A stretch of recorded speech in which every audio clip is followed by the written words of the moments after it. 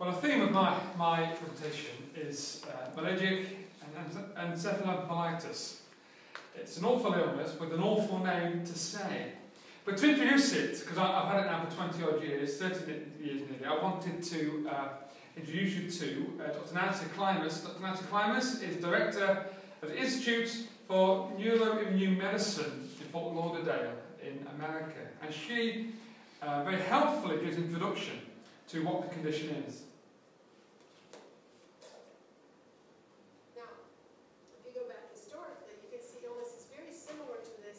Many different things. They tend to be reported in clusters. So there was a cluster of, say, battle fatigue that might have been something like this in both the two world wars, and they had different names. Icelandic disease was a cluster in Iceland. There was a Royal Free Hospital disease, which was a cluster in London. Myalgic encephalomyelitis is a name that's stuck. The name is a really big deal. This chronic fatigue syndrome name trivialized this illness so profoundly that I think it really did prevent us from being seen seriously as an important illness for decades. And I and everyone else in the field regret that this initial name ever came to be and that we didn't chase it away faster. Now, fatigue is really important in this illness. Fatigue is profound. People are mentally fatigued, physically fatigued, just exhausted, and it is a terrible level of exhaustion. But it is hardly the right name for the illness because there's also pain involved, inflammation, cognitive problems, headaches, and I don't think people really realize this. This illness is wicked.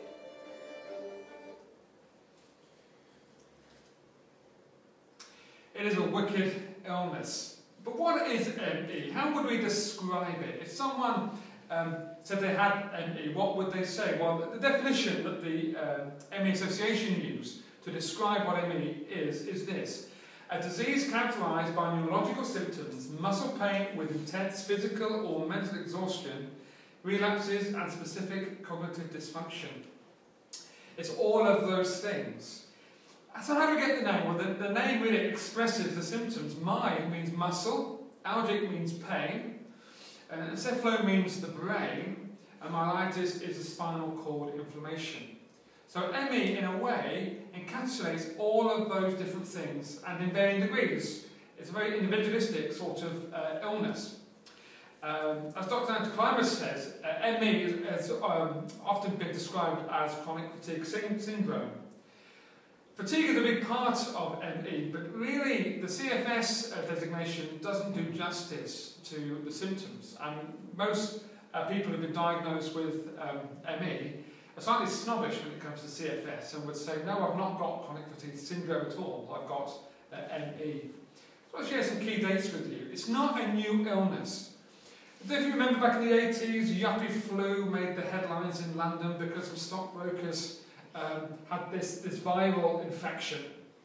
Well, ME predates all of that, and in fact, the last 100 years really, there have been epidemics which have presented ME-like symptoms, but no real research has been done into it. It wasn't until 1956 that the doctors Ramsey and Richardson, who were both investigating epidemics, one in London, one in Newcastle, coined the name, and they gave the name to ME. It wasn't until 1969 that the World Health Organization included ME within its international classification of diseases. It was then that the world really set up and took notice that ME was a physical entity.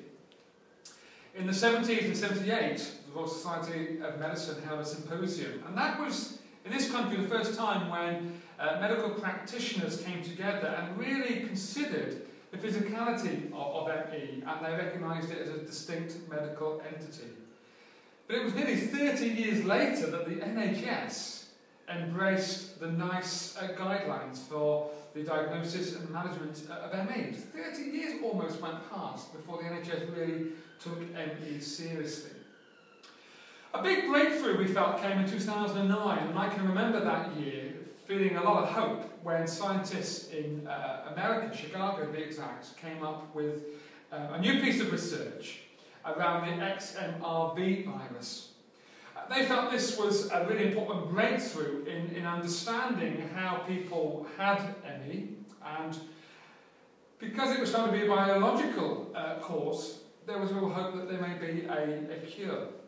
But then in 2012, I'll say a bit about this a bit later on, Gowen Morris and Michael Mays came up with a new model for understanding the neuroimmune aspects of what ME is. So just thought I'd just throw some statistics at you. Anyone can get ME, absolutely anyone. But women are 3 times at greater risk than men. We don't know why, but that is a stat. Usually develops with people when they're in their early 20s to mid-40s, and I contracted it in my late teens. I'm now in my mid-40s, so I'm hoping that I've seen the end of ME. Children can also contract ME, and often as a result of having glandular fever. And between the ages of 13 and 15, that's a key time when children contract it. Of course, that's exam time, so it can really mess up people's lives. 80% of those people who succumb to ME never ever fully recover. The success rate for recovery is only 20%. 25% of people with ME are bedbound, have no mobility at all, and have cognitive issues as well to face. In this country alone, 250,000 people are diagnosed with ME, and that's just the diagnosis. There are many people who struggled on with ME for years but have no clear diagnosis. And there's 70 million people worldwide reported to have ME. In America, it's just over 1 million people diagnosed, and America is leading in the research. They've been taking it very seriously for many, many, many years, and the medical consensus in the US is that this is a pretty awful disease on the level of MS. This country, again, was still in the early days for many people in the medical profession, really kind of understanding what it's all about. Between 2000 and 2010, the Medical Research Council spent £4 million on research into ME. Now, you hold that figure in your head when you think that ME is estimated to cost the British economy about £6.4 billion a year, which is amazing that more money is not invested in ME. Causes of ME? Well, we don't know. We really don't fully know. Various theories have been suggested over the years: viral infections, immune system degradation, hormone imbalance, even psychiatric problems, stress, depression, emotional trauma. And there's many in the psychiatric fraternity in this country who do not believe that ME has a biological basis. They believe it's to do with behavioural disorder. And I've certainly had treatments for that. In my experience of having ME long before I was diagnosed, people felt that I had a behavioural disorder. That was the root cause of my fatigue. And many eminent psychiatrists do not believe ME is biological whatsoever. Also, gene susceptibility, that's a key issue. So what are the symptoms? Well, this is just a few. But you ask any person who suffers with ME, they will tell you that they have some of these, all of these, or many more besides. 3 levels of severity: mild, where people can generally get by each and every day; moderate, where people have a reduced mobility; daily pain, pretty much can make it through the day if they balance themselves. And I'm in the moderate band most of the time. And then there's severe, prolonged immobility, intense pain, reduced cognitive function, and need for continual help and support. And I'm in and out of those boxes for most of my time with ME. One of the big issues with ME is there is no ME test that you can have. So any diagnosis is about eliminating what it's not. And this is part of the problem, because it takes many, many years to get a correct diagnosis, because I was treated for any number of different ailments before I was sent to a rheumatologist consultant who really pinpointed it. What are the science behind ME? Okay, in 2009, up to that point, the research, particularly in America, was focusing on a biological cause. There was a biological cause felt behind ME, and the XMRV virus was seen to be the chief culprit. A lot of hope, a lot of expectation. But it turned out, subsequent to that, that the test results on the people that had experienced this particular test, that they were damaged results, that they were contaminated results. And when they went back to research it, to restudy it, it was found that it was a false claim. So, with no key to a biological reason for ME, of course there was no cure.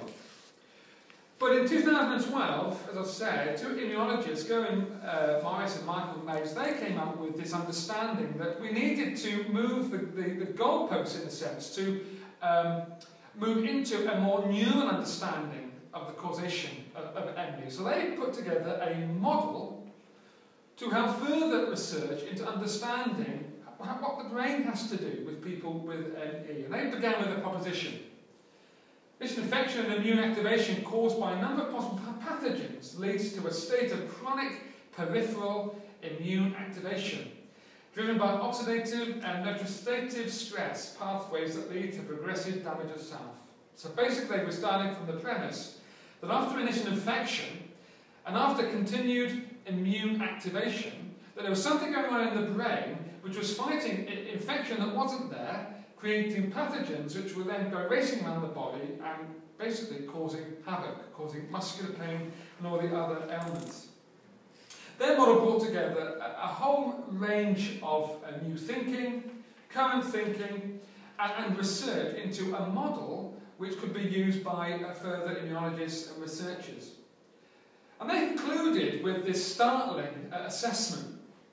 The antagonistic activities of the central nervous system's response to peripheral inflammation, oxidative and oxidative stress, and chronic immune activation are responsible for the remitting, relapsing nature of ME/CFS.